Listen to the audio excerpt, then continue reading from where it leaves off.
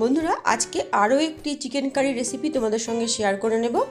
এই chicken curry পোলাওয়ের সাথে খেতে ভীষণ ভালো লাগে, তবে নান, পরোটা, রুটির সাথেও বেশ ভালো লাগে। চলো তাহলে শুরু করা যাক আজকের recipe chicken curry. 1 KG chicken প্রয়োজন মতো পিস করে নিয়ে তাতে লবণ, কাশ্মীরি শুকনো লঙ্কার গুঁড়ো, হলুদ আর টক দই দিয়ে ভালো করে মেখে 1 ঘন্টা রেখে দিতে হবে। একটি কড়াইতে পরিমাণ মতো তেল গরম করে দিয়ে দিচ্ছি চিনি আর কুচনো পেঁয়াজ। পেঁয়াজটা লাল হলেই দিয়ে দেব টমেটো কুচি।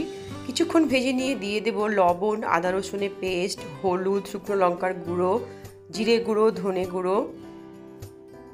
জল ছাড়া লো ফ্লেমে মশলা খুব ভালো করে কষে নিয়ে ম্যারিনেট করে রাখা চিকেনটা তার মধ্যে দিয়ে আবারও হাই ফ্লেমে খুব ভালো করে কষিয়ে নিতে হবে। কষানোর সময় দেব জায়ফল, জয়িত্রী গুঁড়ো আর গোলমরিচের গুঁড়ো।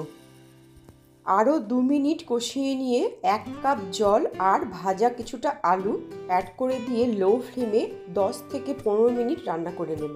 তারপর হাফ চামচ গরম মশলা গুঁড়ো, 1 চামচ ঘি দিয়ে ভালো করে কষে নেব। বন্ধুরা, একবার এইভাবে চিকেন কারি রান্না করে দেখো, আশা করি ভালো লাগবে। ভিডিওটি দেখার জন্য অসংখ্য ধন্যবাদ।